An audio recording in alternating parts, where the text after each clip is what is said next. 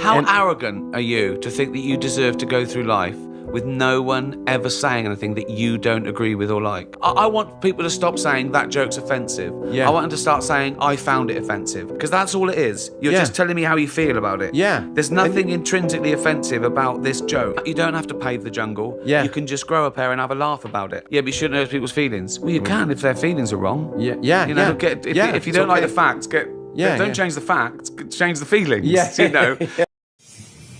So I've been here in Philippines for about 5 months, since November. Now it's nearly May of 2025.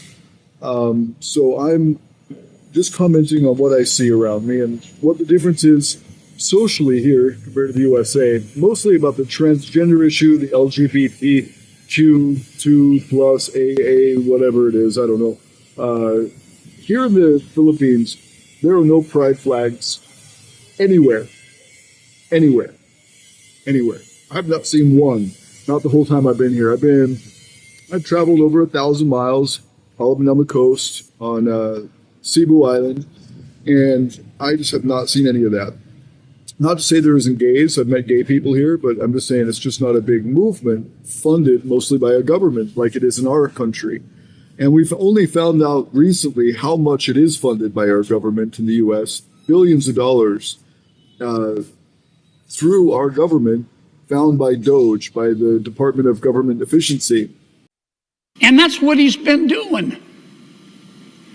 He went out and appointed, through an executive order, Elon Musk, who some people like him, some don't, but he's not a dummy.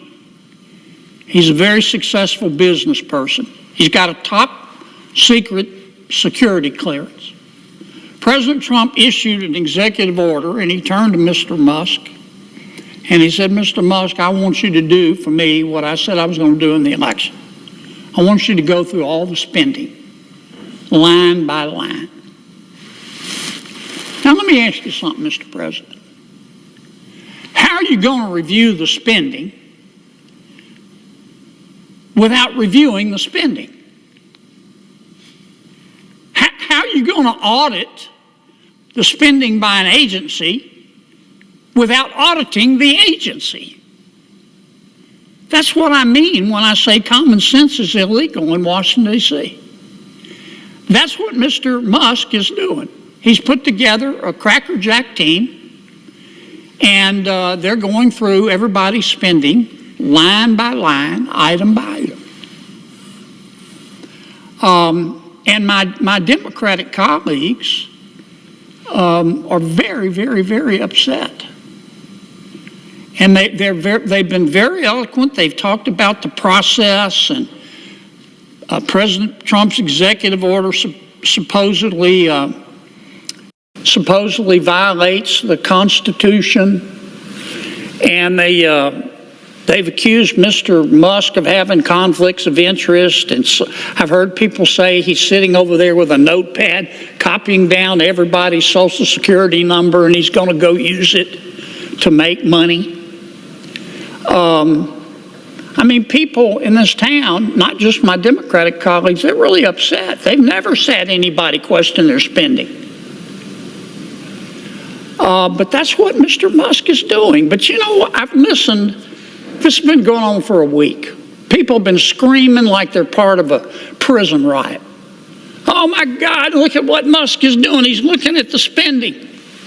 And I've listened to people talk about the process and debate whether it's constitutional and discuss how many lawyers can dance on the head of a pin.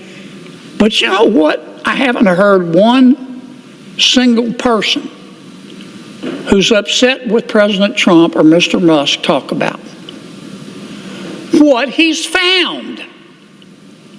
They don't want to talk about the spending porn, the waste of taxpayer money that he's found. I mean, that's the point of all this. I tell you who is interested: the American people. The people in America who get up every day and go to work and obey the law and pay their taxes and try to educate their kids and try to do the right thing by their kids and try to save a little money for retirement. and have had to live through 20% inflation under President Biden. They understand what Musk is doing. They understand spending porn and wasting taxpayer money.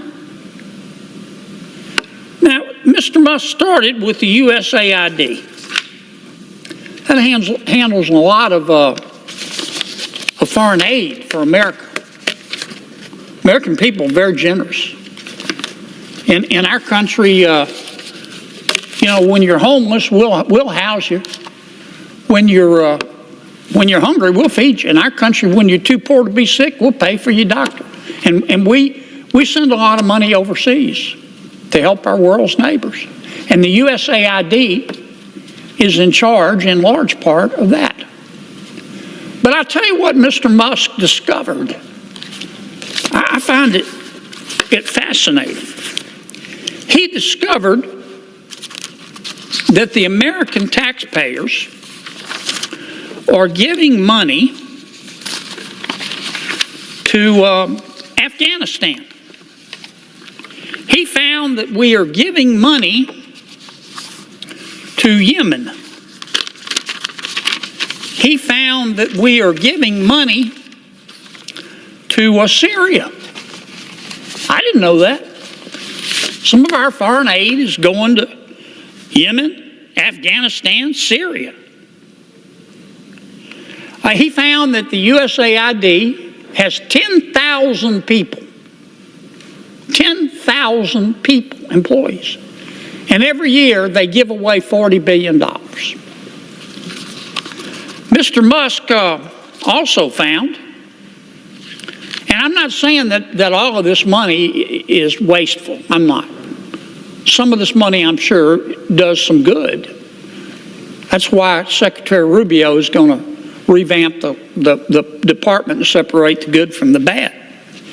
But this is the kind of stuff Mr. Musk found. He found that the USAID gave money to support electric vehicles in Vietnam. Our money, taxpayer money.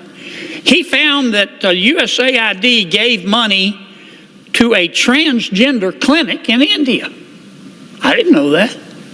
I bet you the American people didn't know that. He found that the USAID gave $1.5 million to a Serbian LGBTQ group called Grupa Izladaji. I probably mispronounced that, my apologies. Anyway, they got $1.5 million to, quote, advance diversity, equity, and inclusion in Serbia's workplaces and business communities. What else did Mr. Musk found that my colleagues don't want to talk about? Well, he reviewed a study and then went and checked it. The study was done by the Middle East Forum. They found that USAID spent $164 million to support radical organizations around the world. We're not talking Cub Scout troops here. We're talking about radical organizations around the world. They gave $122 million of that to groups aligned with foreign terrorist organizations. Our taxpayer money. According to this report in Mr. Musk, the USAID has given millions of dollars to, quote, organizations in Gaza controlled by Hamas. Why aren't my colleagues talking about that? Recipients of the money, they found, have, quote, called for their lands to be cleansed from the impurity of Jews. That's what we're giving foreign aid to.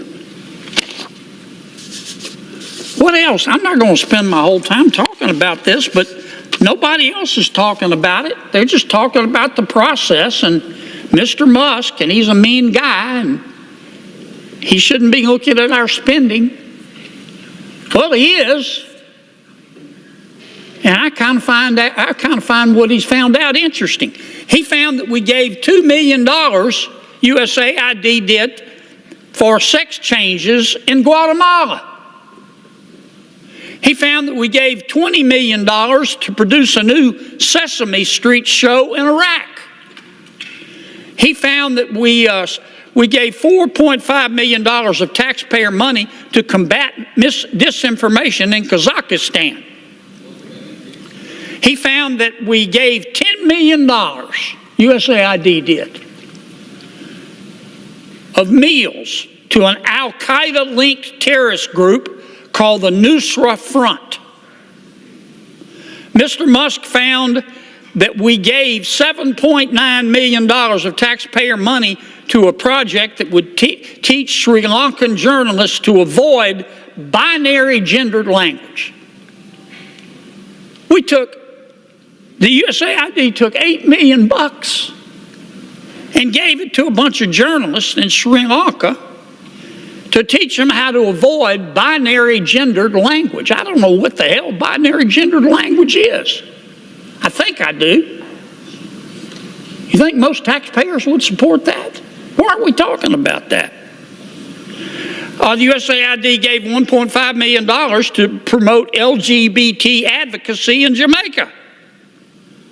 They gave $1.5 million to rebuild the Cuban media ecosystem. They gave $1.5 million for, quote, art for inclusion of people with disabilities in Belarus. Another $3.9 million for LGBT causes in Macedonia. $8.3 million for equity and inclusion education in Nepal. I could go all night. Where USAID has given money to transgender comic books, transgender operas, transgender DEI projects, this and that, billions and billions, maybe even hundreds of billions of dollars. So this big infusion, this big movement that we saw was just a lot of propaganda, a lot of media. The media companies, for example, Disney was getting subscriptions bought, tens of thousands of subscriptions bought and never used by our government. Our government canceled that. Funded by our government. Disney has taken a big stand on LGBTQ plus whatever issues. And so a lot of these other media companies, Rupert Murdoch, George Soros, a lot of these guys have been taking over media without any FCC oversight, buying hundreds of radio stations and TV stations during the Biden era. And this is when Biden was welcoming them into the White House and giving them pats on the back. And they didn't go through the due process the FCC usually does to vet these people and their purchases. Whether it's a monopoly, whether it's, infringement on this person's right or that person's right. The FCC usually goes through a long vetting process, and it was just stamped with approval with no vetting. I'll play some of these things in my video here of what happened and what Congress did to approach this and address this issue. So it has been a real artificial push. My oldest kid used to hate when I'd say the gay agenda, the homosexual agenda. Well, it's true. I mean, I've been reporting on the Diddy thing since 2018. I've been reporting on Hollywood forcing homosexual rituals on people, on their stars, on their, their musicians, their actors, their whatever, for a dozen years or more. And it's just obvious. There is a homosexual agenda. It usually happens in influencer mediums like Hollywood or social media. We saw during the Biden era, in fact, they even have a Fifth Circuit Court ruling giving a ruling against the Biden administration for their social media censorship and forcing their influence on social media, saying that you must censor this, you must censor that. A lot of it had to do with COVID. And then even Mark Zuckerberg came out and said the Biden administration was forcing censorship on certain topics and certain words and certain people. One of those things was clearly the transgender movement, and it's just been artificially pushed, and you can see it in other countries. I come here in the Philippines, I don't see a single pride flag or a single transgender flag anywhere. It's just not a thing here. It makes up maybe 4% of every population. Gay people, LGBT or Q or whatever else make up roughly 4% of the population. So you would expect to see possibly 4% of media, 4% of flags, 4% of propaganda representing this group. But that's not how it is in America. Disney and other, corporations make it look like in their media that half of the people, like in their films and in their TV series and in their broadcasts, like, their kids' movies even, it makes it look like half of their actors, half of the characters in their shows and their movies are LGBT or Q or whatever the other acronyms are. Like it's 50-50, like 50% are heterosexual, 50% are LGBT or Q. It's just not how it is. In society, it's roughly 4% of the population, roughly as many people as have Down syndrome. It's just not a major thing, and not to disparage anybody with Down syndrome or anybody, with the LGBT thing or anything like that, just saying that the numbers are about equal. So you should see about that much representation in society, about 4%. But it's been a homosexual agenda, been pushed by influencers, producers, and government activists, presidents and otherwise, Joe Biden and his crew. And it's been, forcefully pushed on us. So I'm going to show you the UK government just ruled that only biological women can identify as women. That's a newfound issue. That happened in the last 2 weeks where the UK government ruled on that.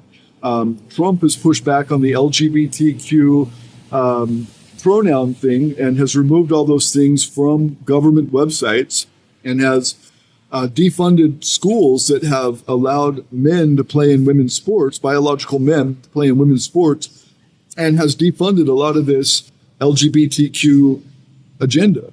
And, through USAID and other platforms of government, has defunded it. So it's a fading topic. It's going to go from, looking like 20% of the population are LGBT or Q to back down to what it usually is throughout society, throughout history, roughly 4% of society. And we don't have to have that agenda forced on us. So I'll show you this little conversation with my second oldest child, where I've always, I'll show you links in the description on this video. I've always supported gay rights. I've always been an advocate and an ally of gay people and of gay rights. I believe they should have the same rights as any heterosexual person should have. I've fought back when they've tried to remove gay marriage from law, like with Proposition 8, vocally, publicly. It's all still on my media from 2008 forward, even 2006. I've got media supporting gay rights. And I've told her that, I'm happy to, I've even got a tattoo. She changed her name. I put her new name, Jamie, on my arm, my tattoo. She's only been going by Jamie for like a little over a year or so. And I put that on my arm in the last year. I tattooed that, it was more than a year ago that I tattooed that on my arm. When I tattooed all my other kids' names on my arm, I tattooed her name, Jamie, on my arm. And I told her I'm happy for her to, live her best life as authentically as she wishes to live her life. And I'm not going to force her to change. I've never tried. I'm not forced her to change her language or her appearance or anything. I've always supported her identity. But that's also something I expect in return. It's the same respect I give her to, be herself and live her truest life in her best way. I want to be able to do that with my own life, of course, without all the hatred that I get for these trans people and my so-called trans kids.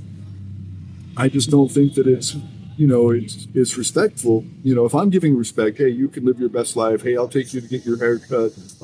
I'll help you with your identity change. I'll tattoo your new name on my body. I'll fight for you in law. I'll represent, your ideology as being, legally and in every way respectable, but I want the same respect in return. That's all. No difference. And so that's what it comes down to, mutual respect. I respect you, you respect me. I don't expect you to change your language. Don't expect me to change mine, pronouns and otherwise.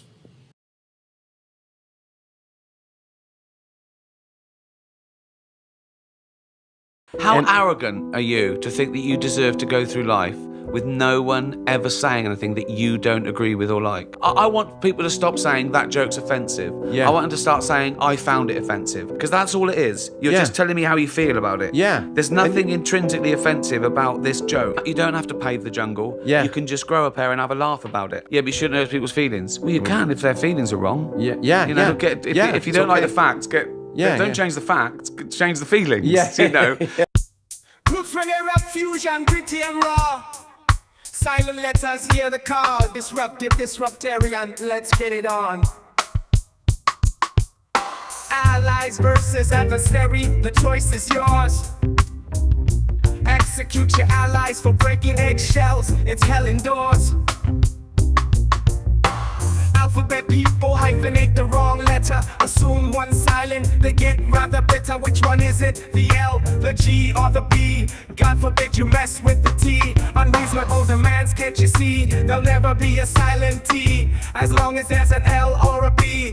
People don't have to agree to be an ally. Might make you cry if pronouns aren't user defined. No lie, T's demands just go too far. Expecting everyone to know who they are. Live freely, that's the dream. LGBT, always on the scene. Rarely silent about their bedroom tales. Won't let you forget, their voices prevail. Which one is it? The L, the G, or the B? God forbid you mess with the T.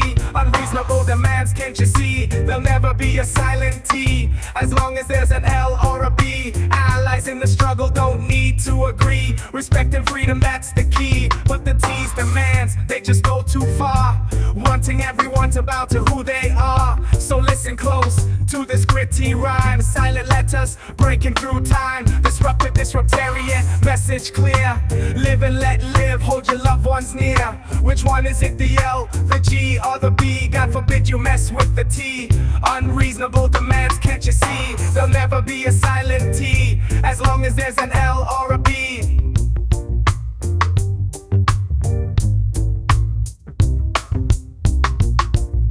Allies versus adversary, the choice is yours. Execute your allies for breaking eggshells, it's hell indoors. Alphabet people hyphenate the wrong letter. Assume one silent, they get rather bitter. Which one is it? The L, the G, or the B? God forbid you mess with the T. Unreasonable demands, can't you see? There'll never be a silent T, as long as there's an L or a B.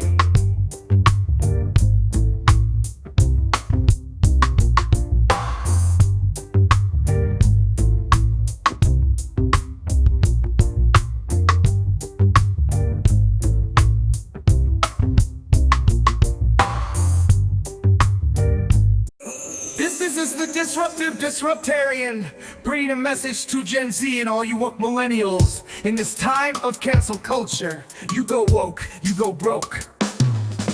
No reason for this hate in the name of tolerance. Learn to be positive, find your balance. The pragmatic redneck, full automatic, with this lyrical arsenal, wisdom emphatic. Get woke, go broke, it's a simple game. Lose yourself in the fire, only yourself to blame. Get wise, correct yourself before you wreck.